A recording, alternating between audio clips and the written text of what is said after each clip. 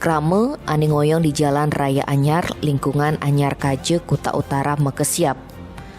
Soalnya ada anak loh ane madan Christina Dengai ngoyong di Villa San Salvator, tepukine subenga lain di tengah kamar villane. Kasih Humas Polres Badung, Ibtu Ketut Sudane nyelasang, timpal korban ane madan Nunung Nurhayati nyeritang, duga Sabtu 4 September korban Christina anak man mebesen apang sing bangunange ulian libur yen hari Sabtu ajak Minggu. Sekat ento anak loh ane asalne uli desa Pige Soangada, Nusa Tenggara Timur sing man pesu uli kamar. Saksi masih sing bani ngaduk-ngaduk, padahal saksi uli semengan nganti peteng ada di TKP. Korban masih terus sing ada ngenah mesu uli kamarne.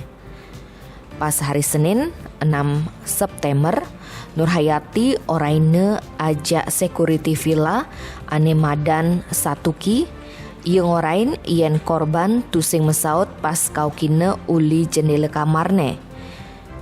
Ia lantas nunden Satuki nyongkel jendela kamarne, jek mekesiap. Saksi nepukin korban subenga lain kondisine mekakeb. Awakne subekaku ajak beseh.